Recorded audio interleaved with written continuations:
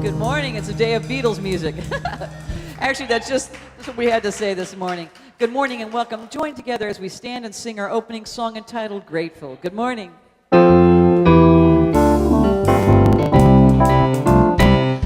am grateful, grateful for this day, for the love we share, the life we made, and I give thanks for all the many ways that the love of God will be. Yes, I am. I am grateful, grateful for this day, for the love we share, the life we made. I give thanks for all the many ways that the love of God appears.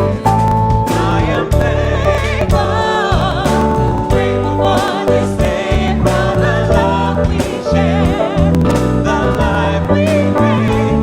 I give thanks for all the many ways that the love of God appears. I am thankful, grateful for this day, for the love we share, the life we made. I give thanks for all the many ways that the love of God appears. Yes, the love of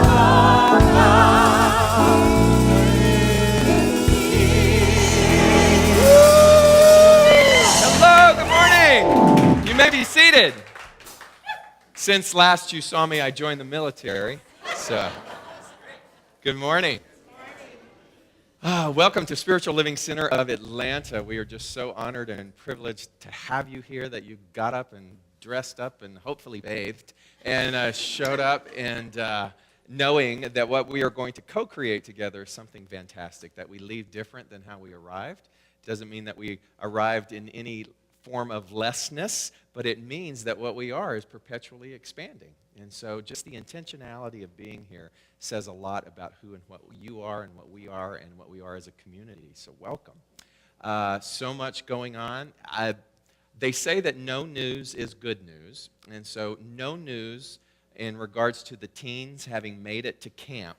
So I've kept my fingers crossed in knowing that they made it to the top of the mountain in Idlewild, California, and that all systems are go starting today. So I believe there's over close to 400 teenagers.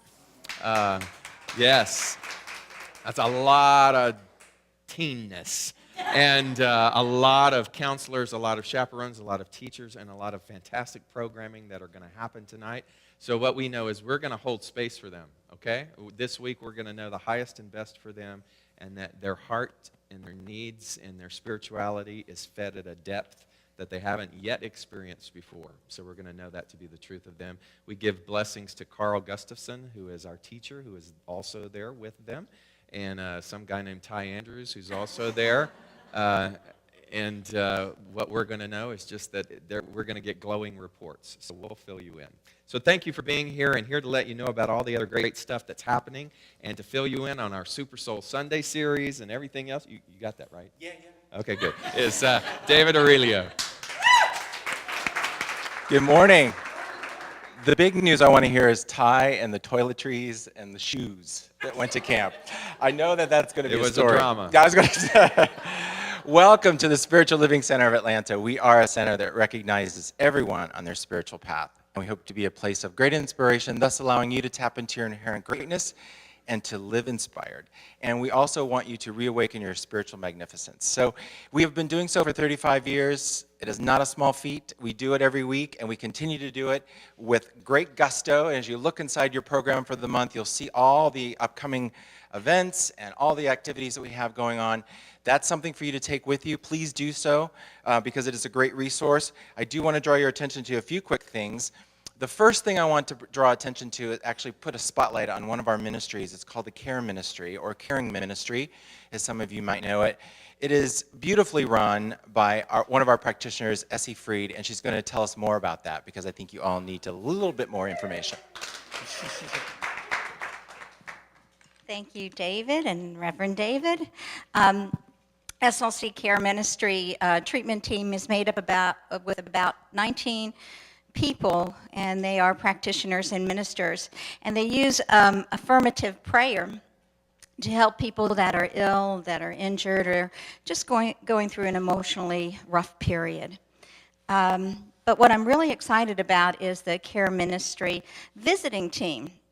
And our membership continues to grow, and we have many people attending the services from all over, Kennesaw, Stone Mountain, Lithonia, Douglasville, you name it, they're coming here. And a lot of you are here today. But what I'm really interested in doing is, because we're expanding, our intention is to cover a wider area as more members join.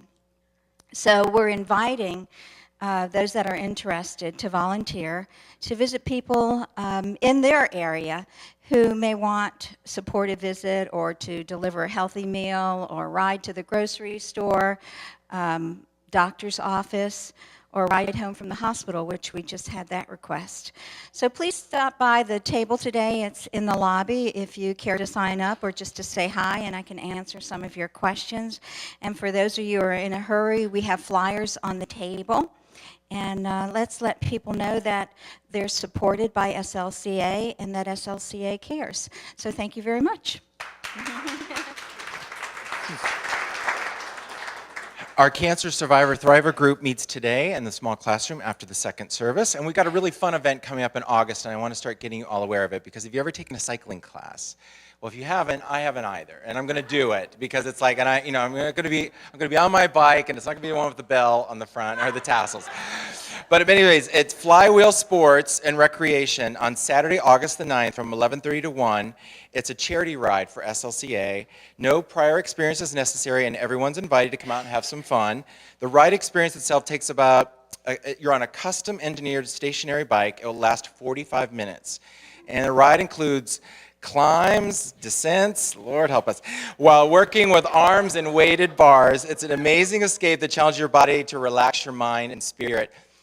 It'll help us assisting to grow in a level of body, mind, and spirit. So you need to wear comfortable clothing. There's a lot of different details you need to fill out, a little form, and you can register with Munishwarji, who's creating that event for us. But 100% of the proceeds, Flywheel Sports and Recreation is giving back to SLCA.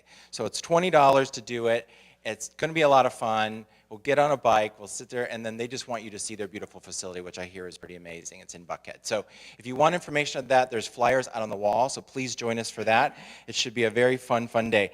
Now, Income Squared, we're halfway through the month, so hopefully everybody's getting that increased income. It's showing up in abundance, and I know mine has. So please, if you have not heard from your practitioner, which I find unlikely, but if you haven't, see me, because we want to make sure you've got the right detailed information.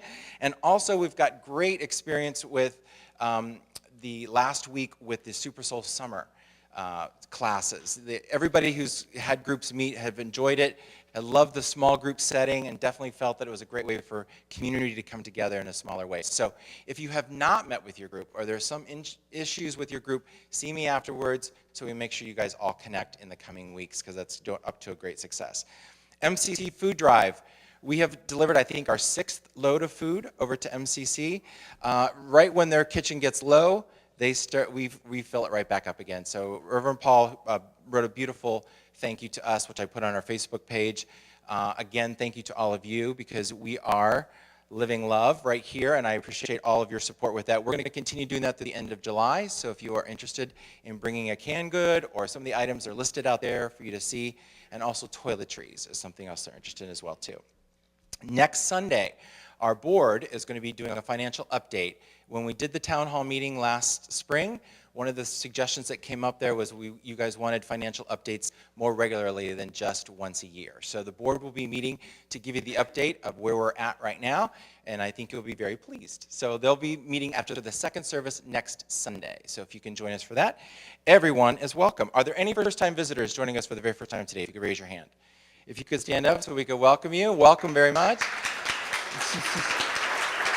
Welcome to you. Our ushers are passing out a CD case. It is for you to redeem at the visitor's table. You can sign it and give it your information, and then also get a CD of Reverend Dr. David Ault, especially selected for you. Thanks so much for joining us. We'll hope to see you again in the future. Meditation, 10:50 to 11:10. Just a reminder, in the lower sanctuary space. And you'll see we've got darkening shades for those of you that said it was too bright down there. Now, there's no excuse. Down you go. Meditate. And cell phones, if you wouldn't mind shutting those off right now, I'd be grateful and appreciative. Thanks so much. Have a great day. Stay out of the heat. Bye-bye.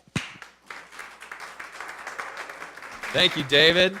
And I just want to give a thanks to Essie, because long before I even arrived here, you were doing what you were doing. You were a part of the care ministry team, leading people.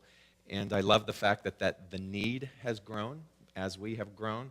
And so I just want to personally thank you for years of faithful service, and we really appreciate it. Thank you so much. And for those of you who might not park in the front, I don't know if you've noticed how faithful the flowers and all of the blooming, but there's a guy named Emmett Swint who's literally out there practically every single day just toiling with the dirt and putting flowers in, and we just want to continue to thank Emmett for beautifying us. So if you would please stand with your program, you will find on the inside our Declaration of Principle, and let's read that together. I believe in one God, one absolute power and first cause to all things. I believe that this power is perfect love, and it creates out of a desire to express love. I believe all thought is creative, and how I choose to think creates my personal experience. I believe in the unity of all life and the immortality of the individual soul forever unfolding. I believe in the eternal goodness, the eternal loving kindness, and the eternal givingness of God to all. Penelope's been leading us in our song this month. You are welcome here. You are welcome here. It's a new song. Welcome to love, welcome to peace, welcome to our community. Be who you are, let your light shine. We're so much more when we unite. Welcome to love, welcome to peace, welcome to our community. Be who you are, let your light shine. We're so much more when we unite. You are welcome.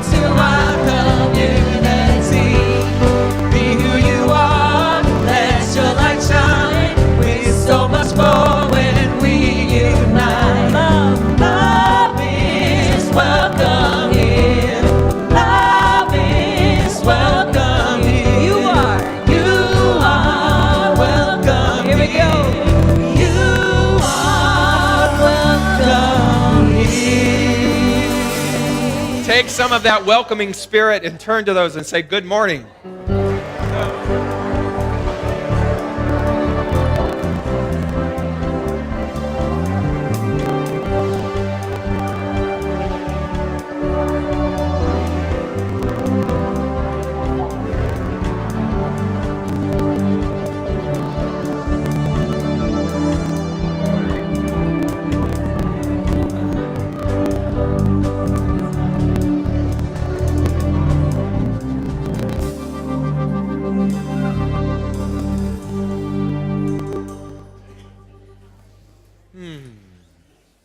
And as you get settled in, I invite you to perhaps clear your lap and open your body language, your body energy, creating that invitation for sacred space. And as we take some deep cleansing breaths, we just allow any and all to-dos to just drift away for now as we close our eyes, as we create this space, preparing for our time of affirmative prayer with our practitioner today, Dawn Jameson.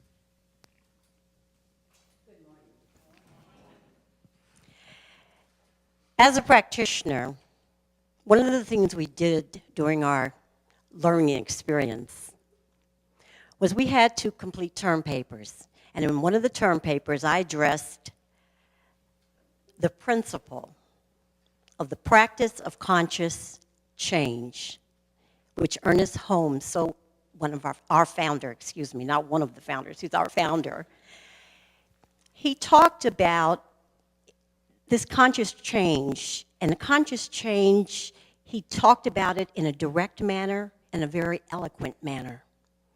It's something that you do on purpose. It doesn't just happen.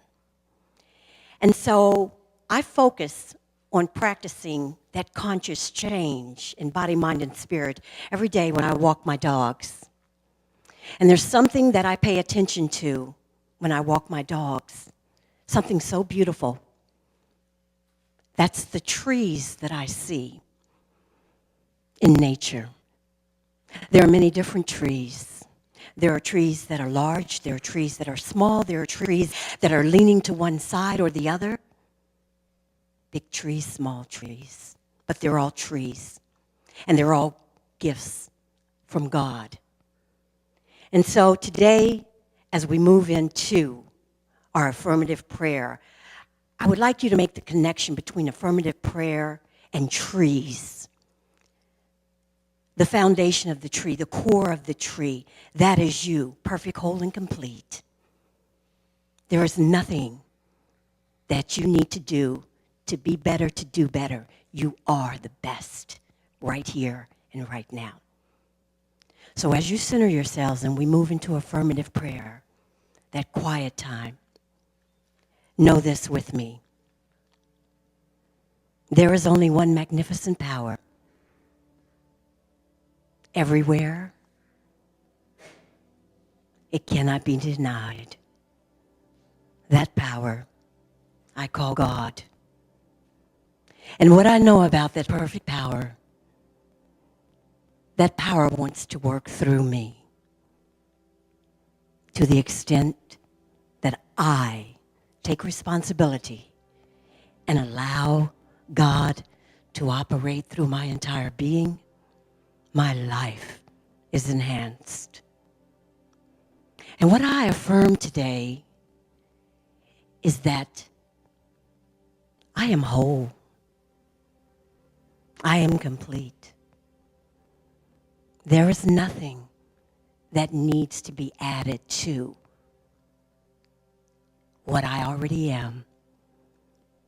And with that wholeness, I can move forward into the world and be the magnificent presence that I was called to be. I remain teachable. I keep an open mind because I know that in order to continue on my spiritual path, I must listen to the messages that God is sending through me. There is no right there is no wrong in the decisions that I make.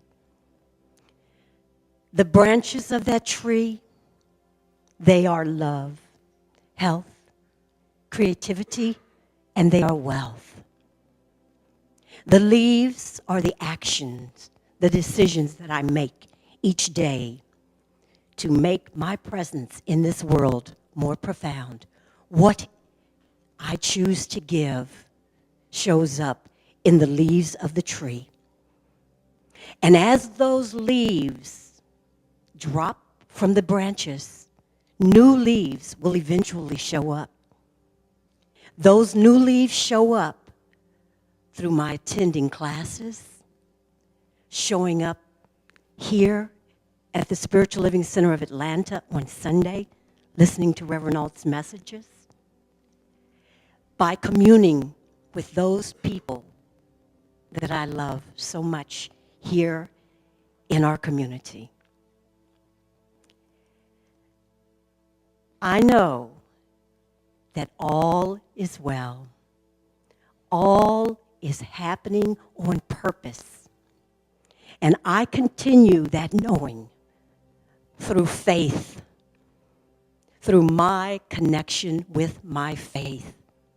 The faith that starts within and exudes outwardly through my smile, through my touch, through my knowing. I am perfect. Grateful for this knowing, I can now release my word into the law, knowing that everything is done right now, even as I speak. And together we say, and so it is. There is so much love. There is so much love. There is so much grace. There is so much grace. There is so much joy.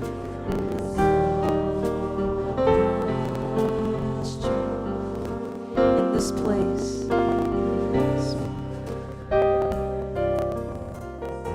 There are open hearts.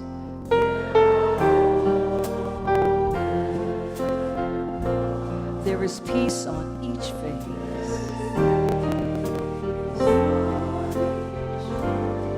Spirit's with us now.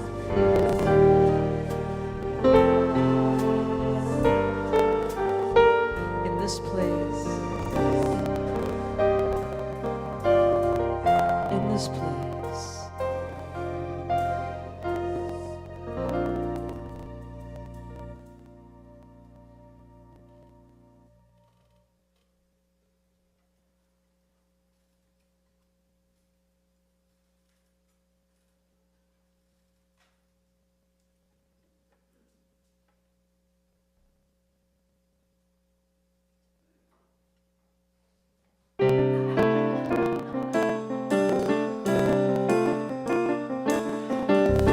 I've got an itching on the tips of my fingers. I've got a boiling in the back of my brain.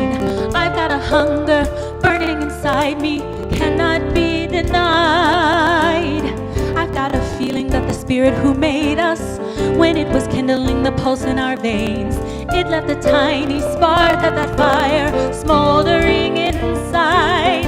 The spark of creation is flickering within me. The spark of creation is blazing in my blood. A bit of the fire that lit up the stars and breathed life into the mud. The first inspiration, the spark of creation.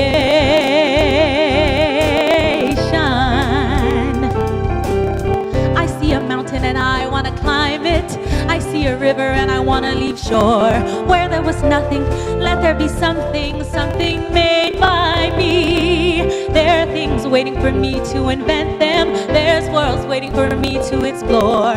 I am an echo of the eternal cry of let there be the spark of creation burning bright within me. The spark of creation won't let me rest at all. until I discover or build or uncover the thing that I can call my celebration of the spark of creation. The spark of creation, may it burn forever. The spark of creation, I am a keeper of the flame. We think all we want is a lifetime of leisure, each perfect day the same, endless vacation. Well, that's alright if you're a kind of crustacean, but when you're born with an imagination, sooner or later you're feeling the fire get hotter and higher. The spark of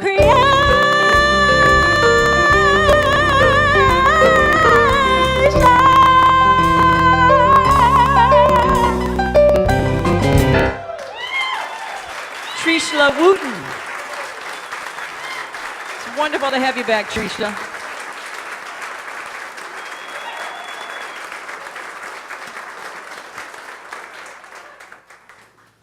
Oh my gosh, fantastic, Trishla, thank you. We have so much talent. She didn't start singing until last week. Thank you, that was awesome. Wow. I was having a conversation with a gentleman who's a businessman. He's actually in Seattle, but he works a lot with a lot of Asian organizations, and he was instrumental in my school getting a grant last year. And he was expressing to me some concerns in regards to sustainability and about, he has this phrase, he says, what's going to happen when you step in front of a beer truck? And la, la, la, la, la. But it was interesting, the word sustainability, because he kept saying it over and over and over and over again. And I understand the term, and I know that you understand the term as well. But the more that I become conscious of language, conscious of intention, I move away from words like sustainability and I look for thrivability. Because what I know about the inherent nature of who we are is we don't want to just sustain, right? We want to thrive. And so listening is a key ingredient for any of us to be able to look at and to check in and to see where we are. And we've talked about that, and I was able to share that with him. And I had great respect because he's a man who travels all around the world constantly. He's constantly on the road, leading these major corporations and these big, big presentations talking about sustainability. And he stopped, and he paused, and he went, wow, I never thought about it that way before. Little old me here in Atlanta gave him an insight, and he said, I think I'm going to have to restructure the way in which I work. And I just was over the moon about that because what he showed me in that moment was that he was teachable. Here is a man whose accolades and success is a mile long, and saying that, and we agreed that we're going to figure out a way for us to get to Cambodia in November because we want to train. We want to train these people on thrivability and begin to look at a larger mission vision picture for the future. And so remaining teachable to me, I think it's not just vital, it's a part of our thrivability. And if what you and I are doing is becoming more conscious and more willing to embrace that particular role of us, not just as sustaining, not just as flatlining through life, not just getting by, but actually thriving, then there are key things that are impressed upon us in regards to being open. Our founder always used to say, be open at the top. I fantasize sometimes what it would be like if Ernest Holmes were still alive today, and what principles he might go, I'm done with that, and what other things he might embrace, because that's the sign of someone who is teachable. There are inherent truths meaning ceaseless, birthless, deathless truths that are forever, forever true. But then there are also the world of facts. And what we've come to learn about facts is that facts change, trends change, we change. And if we become so locked in and so rigid to facts rather than honoring truth, then we're sustaining rather than thriving. And so as I looked at that, and I thought about what does it mean to be teachable, I thought about the paradox of language, particularly for those of us who have an investment in our spirituality. Because you know the phrase know-it-all? People would say, don't be a know-it-all, right? Know-it-all. And from a human perspective, they're right. Because when we think that we know it all, we have immediately shut down. But from a spiritual perspective, what's the one thing we keep emphasizing over and over? We know it all. That there is a part of us, the soul part of us, that knows. In fact, we've often said, if in this moment you are seeking an answer and you don't know, there is a part of you that does know, right? And what does that mean? That means that within us, there is a connectivity to the all-knowing. So it is safe to say, I think it's accurate to say, from a spiritual standpoint, that you do know it all. But from a human perspective, we don't. From a human perspective, we are always in that perpetual motion of moving towards a greater degree of opening ourselves up to the spiritual knowing. And so the human knowing will never catch up to the spiritual knowing, nor should it. The human knowing, the human part of us that is forever, should be forever teachable. I just shit on you. Should be forever teachable. The human part of us that should be open to being teachable will never catch up to the spiritual knowing. And why is that? Because the spiritual knowing knows no bounds.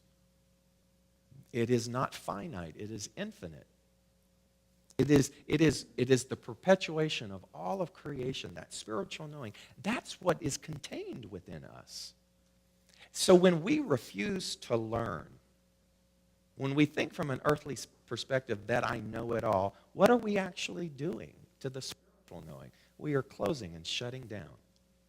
Ernest Holmes said, stay open at the top. Open at the top.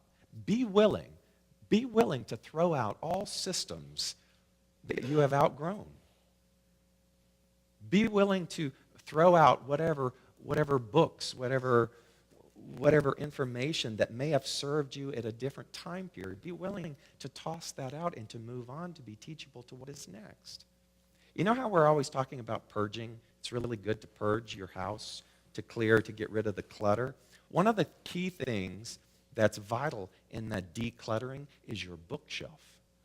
Because if you go to look on your bookshelf and there are books about your codependency from 1980, I'm hoping by this point that maybe you have gained a little insight from that, and it's time to let that book go and to open up to a new pathway or a new method of something. And so to declutter, in a sense, is to be forever teachable, to allow something new to come in.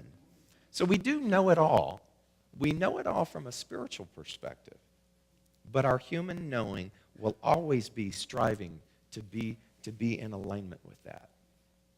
Remaining teachable then means, to me, when I was trying to define this, because to me it's such a large topic, but it has with it desire. To remain teachable means that you and I have to have a desire. And I broke that desire down into three components. One is to listen, one is to learn, and one is to apply the knowledge of what it is that we just listened and learned. So the desire to listen, and maybe you can relate, but have you ever been with people who they're just waiting for you to stop? They're not listening to what you're saying. They're just waiting for the breath, the pause, the period, in order for them to just continue on, right? And so there's no listening going on there. And we've all been there. We've all done that, and at times we still do. So there is a difference between, I guess you could say, passive listening and active listening. And passive listening is waiting for the other to finish so that we can get our opinion in, so that we can continue on our story. What you can consider today is that life is a conversation. Life is a conversation. What happens in a conversation? There has to be speaking, but there also has to be what? Listening. Listening and speaking. If life is a conversation, then it behooves us to move beyond just passive listening, waiting to speak, and learning how to actively listen. So passive listening, waiting for the other. And when we are passive listening, when we're just waiting to say our thing, this is what came to me today. We are speaking then from our old wounding. Think about that for a minute. Why would someone be so insistent on continuing to perpetuate whatever it is that they had to say, regardless of the information that might be in front of them or be coming to them from multiple sources, not listening? So they're speaking from what? And I wrote down they're speaking from their old wounding. What does it mean to speak from an old wound? It means that I wasn't heard. You weren't heard. And so we hold on to the idea of not being heard, and then for the remainder of our days, we will channel that energy towards being heard. And what happens is if we hold on to the idea, hear me, if you hold on to the idea of not being heard, then even when you are being heard, you don't know you're being heard. Ooh, that just hurt. Do you know what I mean by that? Because law tells us what? Whatever you believe becomes your reality. Even when other things are trying to infiltrate that reality and bring a different result. If we still hold on to the old wound, then the old wound is all that we will experience. So someone who is passively listening, this is just my theory, but someone who just passively listens as a way of life is then walking around with an old wound and saying, you have nothing to share with me. You have no new information that is relevant for me. Let me tell you about my wound. And what ends up happening in that circumstance? If everything is energy, then that particular person, I think, exhibits what we call a repellent energy. And when there is a repellent energy, what do you want to do? You want to get the HE double hockey sticks out of Dodge, right? You want to do whatever you can to avoid that person. And again, the thing is, if we spot it, we got it. We all have, to some extent, some repellent energy. We all have, to some extent, a wound that is still alive. And even though the solution is there, we are neglecting the solution. So to be forever teachable means that we must become cognizant of the fact of moving away from passive listening to active listening. And what does it mean to actively listen?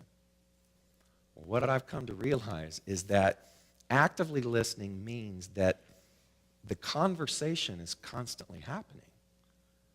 So I might get my wisdom from a 5-year-old. Not just an elder, not just a spokesperson in front of you, but that the information, the conversation is constantly taking place. This week I noticed the conversation is constantly taking place even through nature. Don't ask me why, but a whole nest of hawks have made our yard their home.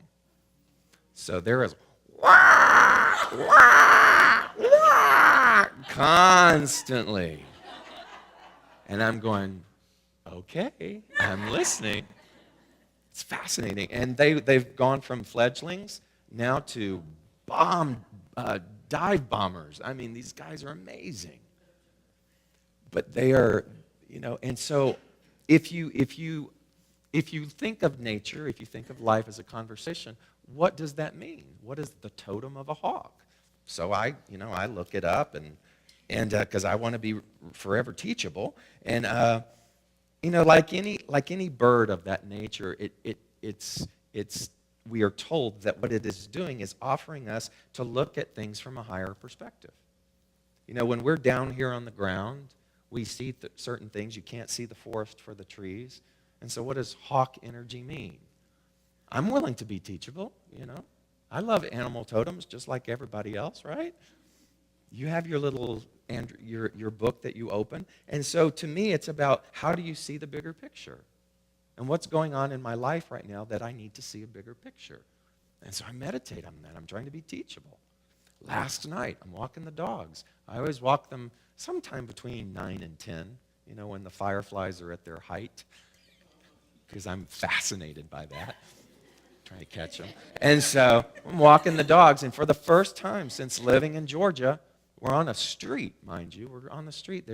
Looks to be a stick, and the little one, Parker, goes over to smell the stick, and the stick moves. And it's a snake, and man, I'm pulling him away, and this snake is like, ah! And so what is a snake? I'm teachable. I'm listening. Nature is speaking. And I thought, do all snakes shed their skin? Google. Do all snakes shed their skin? Yes, all snakes shed their skin. And why do all snakes shed their skin? Because their skin structure doesn't have the same malleability as a human skin does. And so as they grow, they have no other recourse but to shed. And I'm thinking, wow, look at things from a higher perspective. Shed, what's going on here? So in my meditation, I'm thinking of these things, and I'm realizing that this is really great advice. If I listen. If I listen. I believe that I was at my best listening when I was a child, particularly long before even elementary school started. You know how we really listen? I don't know if you can reflect back on that, but do you know how observant we were? We were so observant. We were hyper observant about our environment because we were in such hyperdrive learning mechanisms. And so we're listening, we're hearing. You know how you ever seen a child who speaks, your curse words back when no one else has been talking, and they do it in public and you're embarrassed? Because we're like parrots, right? But I remember going and playing with some child down the street and listening to the child and the mother interact about cookies and the fact that they had cookies in their house, and we didn't have cookies. And so listening about cookies and having a cookie and going, oh my God, my life just changed to having this cookie. And thinking, what do I need to do? And so from listening to that conversation about cookies and of how it's natural to have cookies, and if this house has cookies, then what does that mean? Every house on my street must have cookies. And so maybe the way you get cookies is you go door to door asking for cookies. And so as a child, hi, can I have a cookie? People I didn't even know. And much to my family's embarrassment, I became famous as the cookie boy. And the same question would always be asked of me, won't this spoil your appetite? And my immediate response was, it will spoil my appetite. And I think about that today, and I think about how I listened, and from listening gleaned an approach or a methodology in order to obtain what it is that I wanted. Would I do such a thing today? Probably not. That level of teachability might be shut down a little bit because of what? What other people will think. Imagine not caring what other people think. To me, that's a key ingredient in order to be teachable. So listening. The next, if we have a desire to listen, then there must be a desire to learn. Learning, to me, is the culmination and the continuation of why you and I are here. If the human component is trying to embody more of the spiritual component, then learning is something that never stops. Learning principles of living a vibrant life, a thrivability life.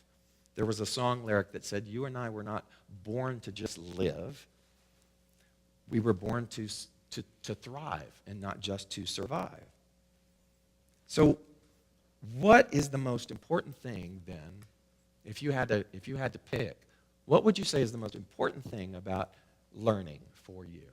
Particularly from a spiritual perspective. What is it that we have come to learn? And to me, I think it's that our thoughts create. That we are creative beings, a part of a creative medium. And that whatever we focus on and whatever we choose becomes our reality. And so Michael Beckwith put it this way. He said that what you circulate returns to you. What you circulate returns to you. Now, not just in objects or things, but energy and thought. What you circulate returns to you. Where is our desire to learn about how to do that better?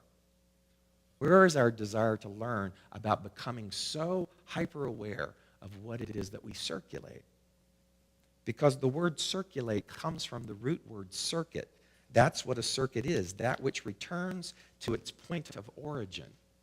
And he put it this way, you and I get to keep that which we give away.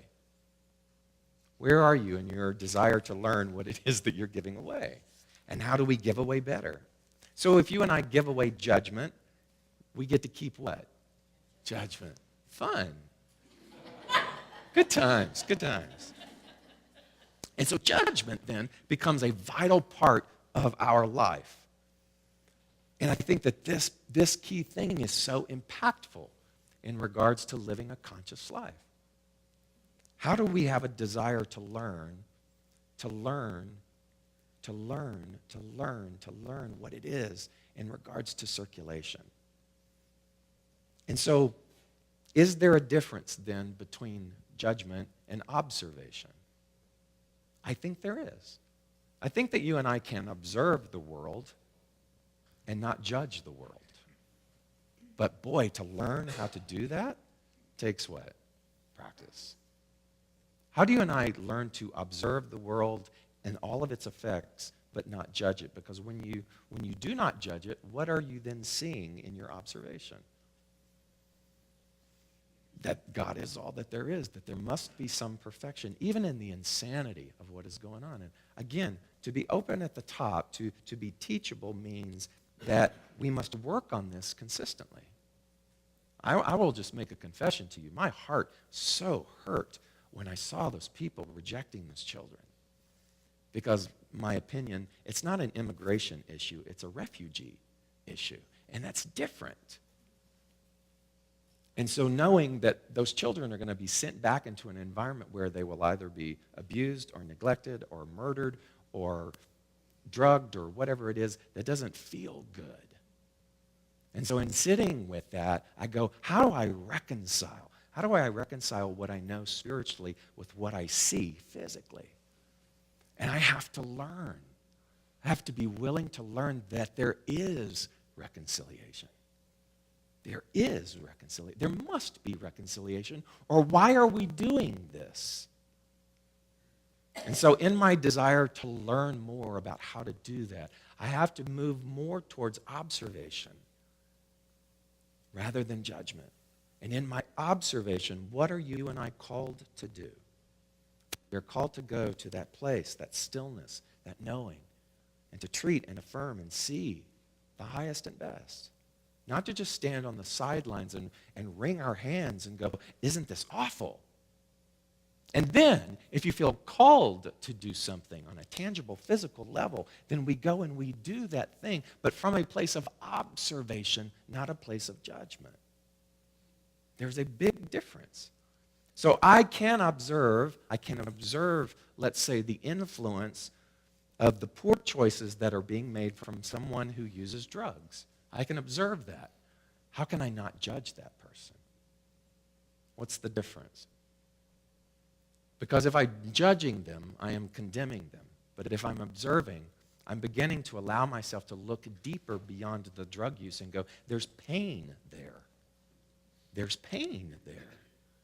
And what do I get to do in regards to that pain? I get to send love. I get to do whatever it is. I can, not from a place of judgment, but having observed and then moved to a greater understanding. I can observe the attack of another, a verbal attack, a physical attack, and I can do the same thing. I can go to a place of observation of why that attack would take place rather than just judging the attacker, which goes nowhere.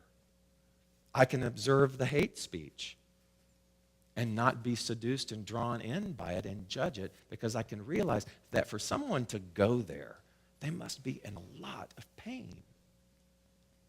And I can begin to see and know and feel and understand that Christ-like quality that sees the truth in all things. I can observe jealousy and mockery and even blatant lying, but if I linger then in the land of judgment of these people and take residency there, then I will begin to circulate. I will begin to circulate that judgment, and I will be just as they are. Because whatever we circulate, whatever we give away, we get to keep. Did you hear that? Whatever we give away, we get to keep. Whatever we circulate. So what do you want to circulate? I want to circulate understanding. I want to circulate compassion. I want to circulate love. And man, do I need to be forever teachable in those regards. Because there's a lot of times that I don't want to go there. I want to go to judgment because that's what feels familiar. And you and I are not here to do what is familiar. To be forever teachable is to become aware of, oh, I'm going there. Oh, I'm going there. Stop. And I begin to make a different choice, and I continue to learn what it is that I need to do in order to apply that. And the last one is the desire to apply. So it's not enough to just listen. It's not enough to just be willing to have a desire to learn. There must be a desire to apply. Think about that phrase, a desire to apply. I can't wait. I can't wait to implement this. I cannot wait to take these things and to put them into action by means of me. A desire to apply. Oddly enough, it was expressed by our founder, Ernest Holmes, with the word repression. Repression. You know, it was so interesting in looking in the back through the dictionary of words, the metaphysical words, the definition of repression took about a page and a half. But it's not the way you think of repression. He was talking about a spiritual repression or an energetic repression, much like physics. And I just lost the bookmark. Much like physics, meaning that when something is repressed or contained, like in a car carburetor or something, what happens when you take the lid off? And so there is a natural energetic repression within us. If we were like that carburetor. And what must happen is that the cap must be let off. And so what happens then is the action, the desire to apply is the taking off of the cap of all those things that we've learned and observed and studied and letting those things out energetically so that we can begin to see how they do actually work, so that we can bring some validity to them. Repression then, in that spiritual context, leads to expression. And that's what you and I are here to do, is to express. To express all that is that we have listened to express all that is that we have learned. He said that people often become seething cauldrons within because of their inhibitions to express. Energy must have an outlet. Do you not agree? You are what? You are walking, breathing energy. You must have an outlet. You must have an outlet. But is your outlet judgment? Or is your outlet observation and love? And these are the things that you and I get to work on constantly in being forever teachable. He says the solution of the problem of desire is to transmit any destructive tendency into some form of action which is constructive. To be willing to understand and know that you have everything that is capable within you to make all of those things happen. So to be forever teachable means paying attention, listening, learning, and applying. I think it's no accident that tomorrow I leave for a minister's conference that's all about how to be a better minister. And I've told myself, I'm going to listen, I'm going to learn, and whatever speaks to me, I'm going to apply. I loved the instructions that says, this is not the type of conference that you'll be sitting in a hot tub or swimming in the pool. You will be in a classroom. Do not expect differently. I'm like, okay, reporting for duty. But I'm teachable. And so I'm going. And we'll see how that fares next week. And you can judge me. You can judge or observe my advancement. So being and remaining teachable, to me, is crucial for life. It's crucial for life, for any of us. They say the most dangerous words for any of us to say is, I know that already, from a human perspective. There is so much more out there. I invite you to close your eyes this morning, take a deep breath.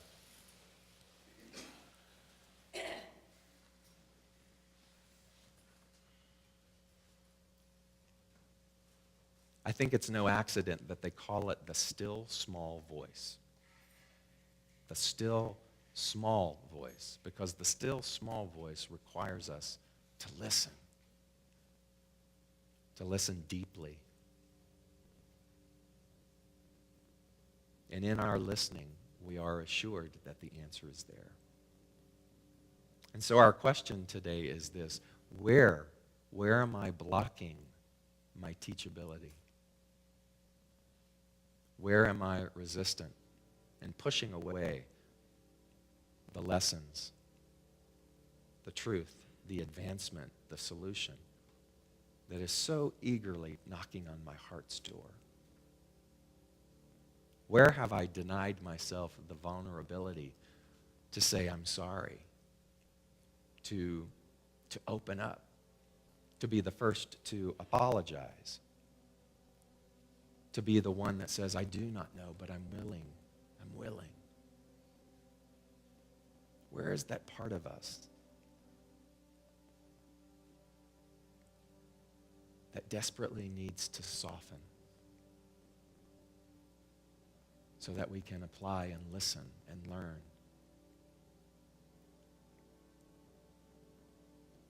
in a way that is in alignment with that which is God? So my prayer this morning is simply a prayer of affirming that we do not only recognize that, but we allow ourselves to do it, to embrace it, to become it. To walk out of here this morning with a willingness to be teachable. To be able to see the perfection in all things.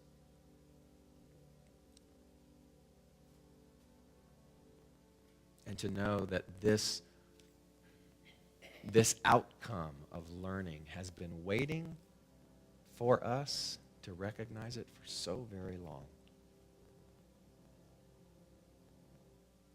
And that the next level of unfoldment of our good is right here, and it happens the moment that we say yes. So we say yes to our teachability today. And as we affirm this, I know that in its right and perfect way, it makes its way to the hearts and to the minds of everyone here today, to those who are listening, to those who might listen to this afterwards. It is perpetual. The invitation and the conversation is constant. And we give thanks for life and for being here in this space and in this time where we can hear such things and we can open ourselves up to these ideas, and we can know that we have yet begun to scratch the surface of what it is that we have come here to learn.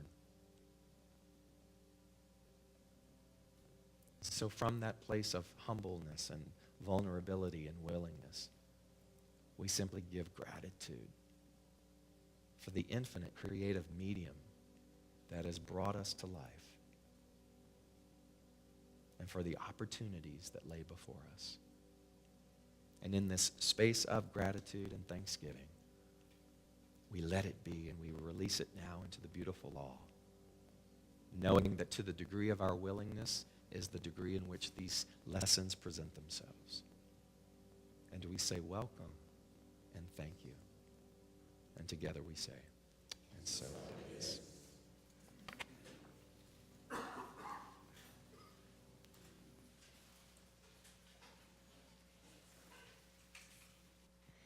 Thank you, David. That was really powerful. My name is Karen Ratz, and I gratefully serve as the treasurer to the board of SLCA, but I also have another hat now. 16, I guess there's 17 of us, 16 others, and I are one test away from being practitioners. So it's been It's been a great 2-year class, and it's been a very powerful thing. And so we have our oral panels in a couple of weeks, and that has given us the opportunity to participate in the increased income program as practitioners. So I am treating each day for increased income for 11 beautiful people in this center, and other practitioners are treating for people who have signed up, and so you are being treated for by name. If you didn't sign up, I will tell you you're being treated for anyway, perhaps not by name, but we are treating every day in July for increased income. And what I have noticed about that program is it's very much about noticing. It's about being aware and noticing where my abundance is. Where is your abundance? What do you notice about things that flow to you? And so I've been thinking a lot about the concept of air. You know, we have this idea of, I don't know, are you thinking about breathing tomorrow? Are you worried about your breath tomorrow? Do you think there'll be air tomorrow? Are you saving air somewhere in some storage place in your lungs? Are you carrying a pocket of air with you? Do you have any air in your wallet? Are you saving air in any account? So you're pretty convinced, I think, that you have air tomorrow. Money is the exact same energy, and it flows to you in exactly that way. Breathe it in, and it's right there. So through this creative process, we can turn anything into anything we want, and that includes money. We read a great book in Pratt class that talked about money as appreciation. If you can take the word appreciation and stick it anywhere in the word money, you will completely shift how you relate to money. So if a bill comes in, that is a request for appreciation. If I pay a bill, I'm expressing appreciation. Oh my gosh, this cable comes into my house and I get to watch the Tour de France. I get to pay that Comcast bill with appreciation. If you are paid money, if you are given money in any form, on the street, in a paycheck, in any form, someone is expressing appreciation to you. Receive it, get it. I got it, I'm being appreciated here. And what we know is then that feeling of appreciation multiplies, therefore the money, the energy of money multiplies for you. So as we come to our time of grateful giving, know that we appreciate you, know that you are appreciated. We appreciate our center, and I appreciate the love that we express here each and every day. So if we could say together with your affirmation for grateful giving, I live in a universe of abundance. As I freely and joyfully give, I join in the divine flow, and all that I share with life returns to me multiplied abundantly, and so it is. Please welcome John Jones. And I also want to give special thanks to Trish LeWooten, who was so beautiful in her earlier service with us this morning. Spark of Creation, John Jones.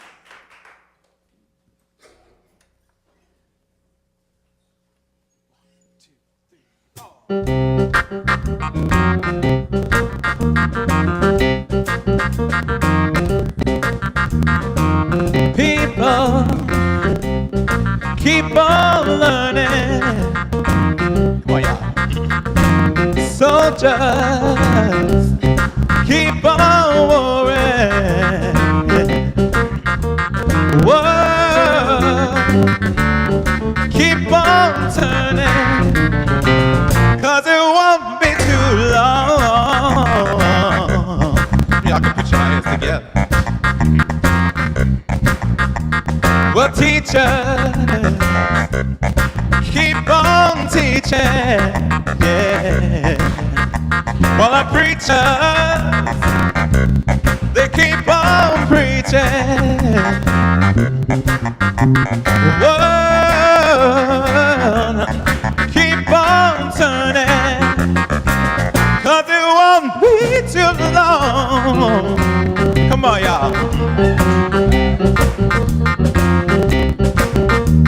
I'm so darn glad you let me try it again. The last time on earth I lived, the whole world was dead. I'm so glad I know more than I knew then. Gonna keep on trying till I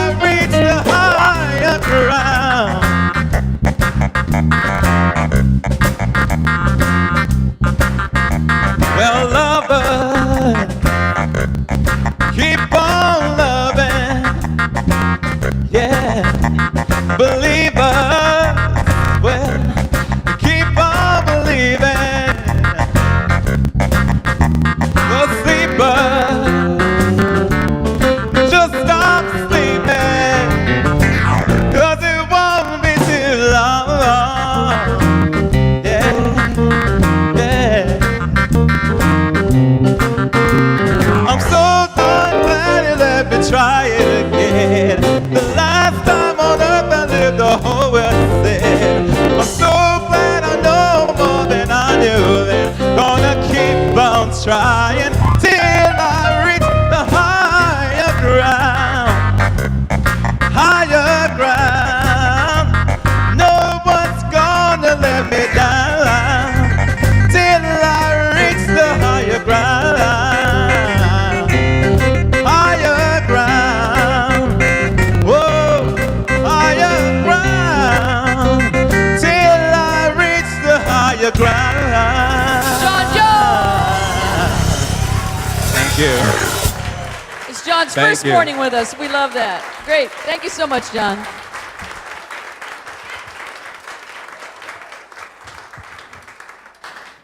John, a.k.a. Stevie Wonder Jones. Yeah.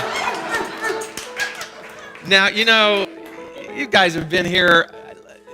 This, if I'm not mistaken, He's this, one of your students. You I don't know know he's that one of about my John. students. You don't know but that much. you don't sit on that all this time. We're gonna have a talk. So every one of you are gonna get up and do a solo before it's over with, because I know you can do it, right? Oh, thank you. That was excellent. Let's stand. Yeah.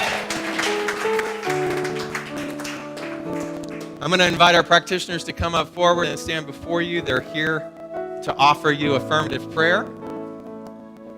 And as they make their way, let us sing our closing song. I am so blessed.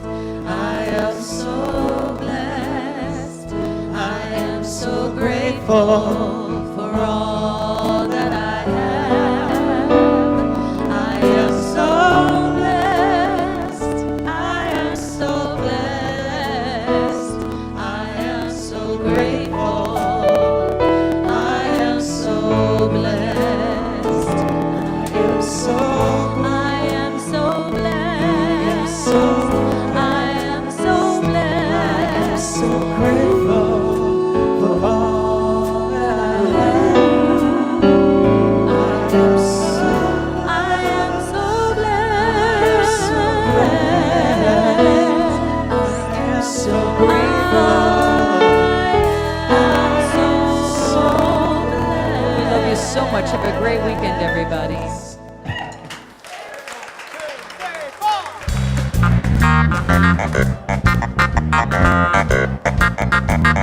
Thank you.